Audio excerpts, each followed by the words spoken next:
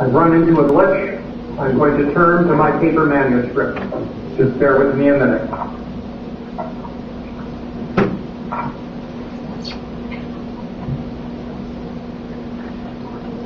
Can you all still hear me? Yes. Yes. Okay. The faculty and the founding. The number of faculty and staff had grown in size.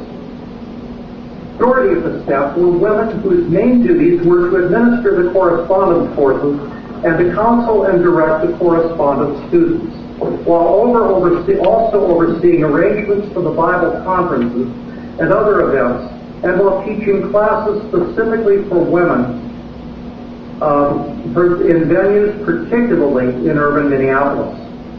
The full-time faculty increased from 2 pastors teaching 10 day school students at the end of their first academic year to 4 full-time and 10 part-time faculty members, most of them pastors, teaching well over 100 day school students at the end of their 10th year. Limit of time and pertinence to the theme permit me to mention only the full-time faculty. Pastor Samuel Miller, a member of the Augustana Synod, one of 4 who helped to found the LBI, was utterly shocked when, in early 1919, the LBI Association meeting called him from his congregation in Minneapolis to serve full-time as Dean of the Day School. Miller remained in this post until 1931, when he accepted a pastoral call to Jamestown, New York. But then in 1935, he returned to his post in LBI to remain in service there until 1945. Pastor Carl Johann Södergren accepted the call to LBI to teach and to direct the Extension Department, where he taught for just over 20 years. He came to Minneapolis directly from serving for a long time as a professor in the Augustana Synod Seminary and College in Rock Island, Illinois. Interestingly, he had been Samuel Miller's teacher.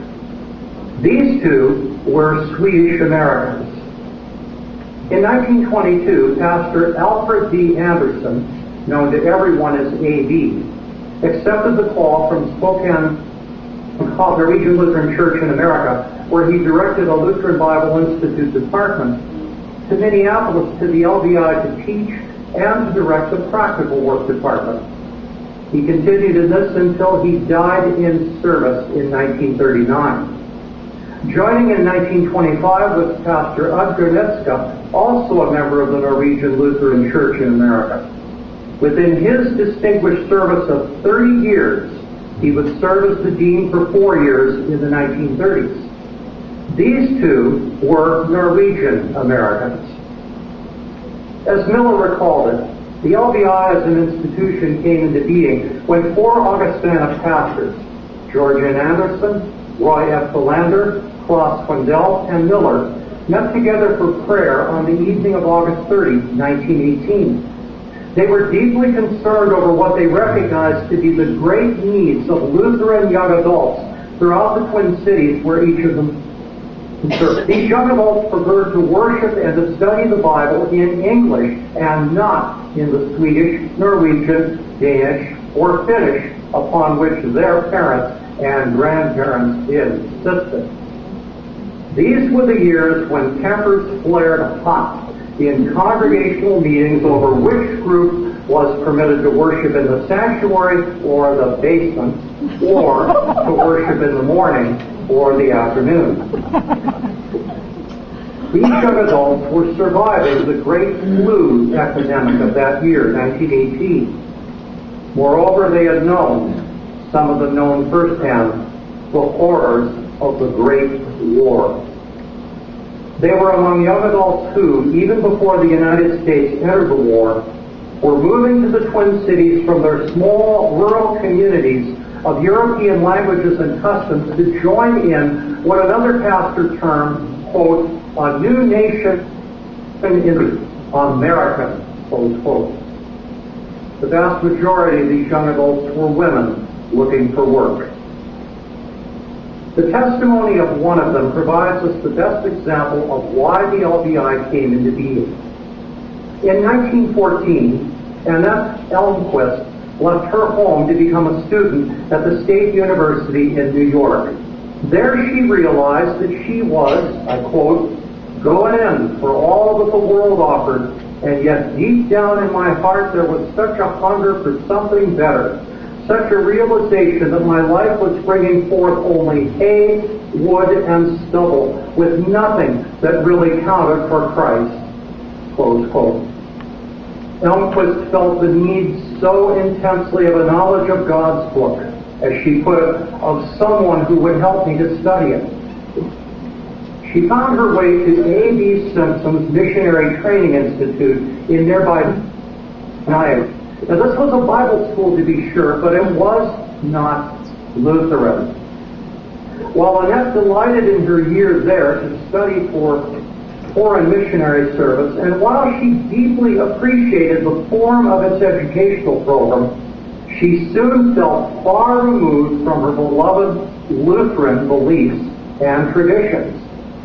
She came to believe that her Lutheran church could and should have a Bible institute of its own, distinctly Lutheran in contrast to the Protestant, or as they lump them all together with the term, Reformed schools, such as the one in Nyack, New York. Insisting that Lutheranism articulated the truth, but most Lutherans knew little of that truth, and that argued, I quote, "There is no church which, according to doctrine, puts more value on the Word of God than the Lutheran Church."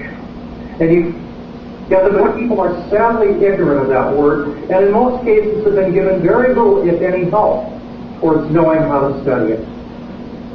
Home in Minnesota, Elmquist proposed the following plan to several students. I quote, "I had the privilege of talking to some of the girls at the Gustavus Adolphus College in St. Peter, who said that they wanted to do some kind of mission work but did not know what was open to them. One who expects to graduate this year said, 'I don't feel satisfied to teach. I want to do something for Jesus, but I don't feel prepared, nor do I know what I can do.' Just the other day, a Sunday school teacher said to me, 'If only you knew how I have wept and prayed over my Sunday school lessons, but I have no material to help me, and I don't know how to teach,' close quote.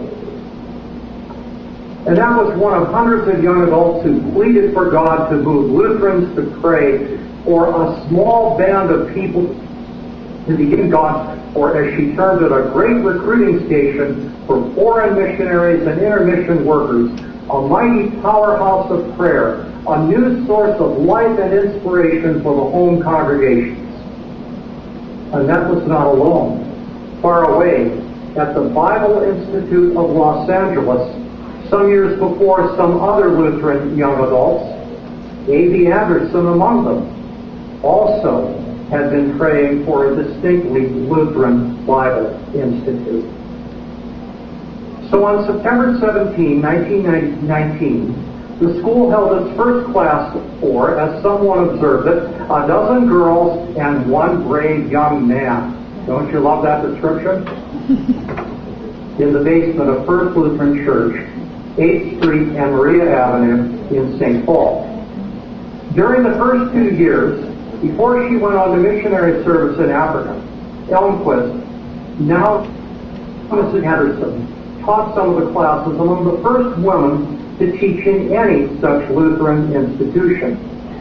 But between the days when those young adults and those 4 pastors had prayed and this opening day, many decisions had been made and much hard work had been accomplished to found the LBI.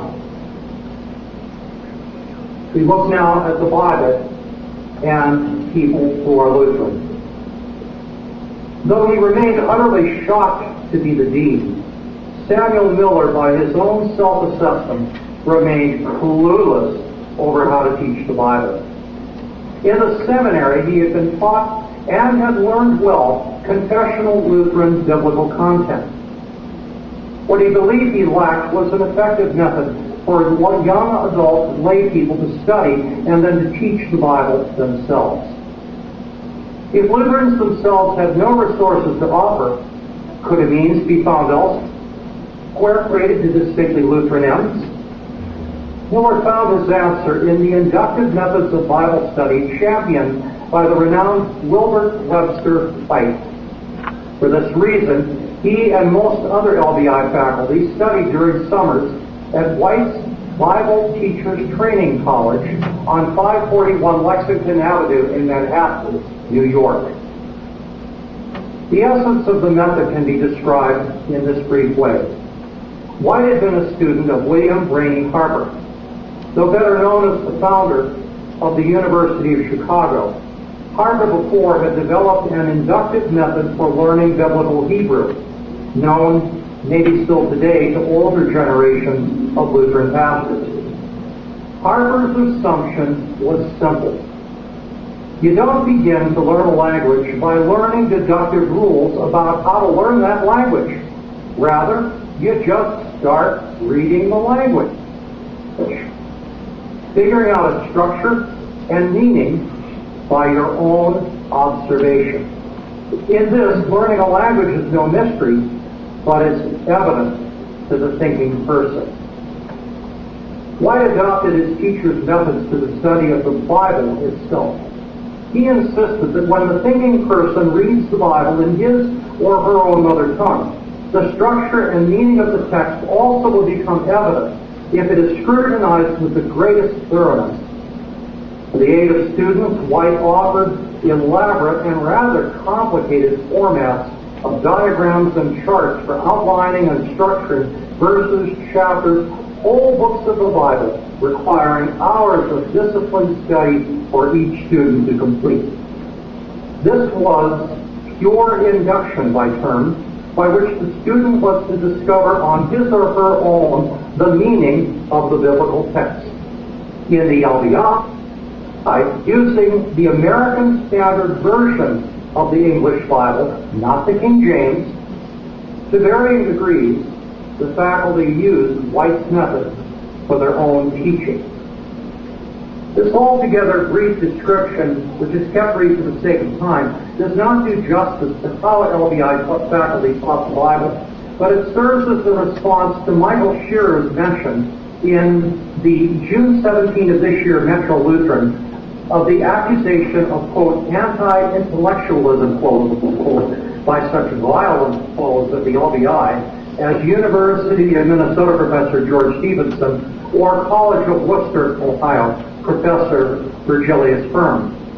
For Stevenson and Firm, intellectual meant to employ critical methods usually developed in 18th and 19th century Germany that have assumed that one cannot know the meaning of a biblical text without knowing behind the text, as it were, the rules first, and then the words.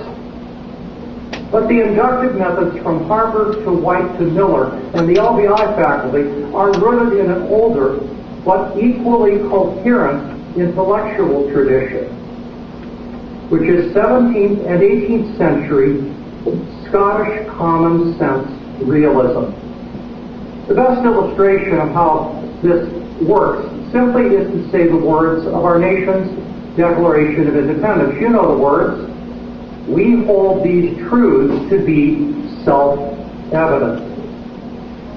Now, the LBI faculty likely would have not have known that this Scottish philosophy by name had anything to do with their Bible teaching. But at the same time, the LBI detractors apparently overlooked that the LBI was far from their demeaning accusation. Involved here was a different intellectualism.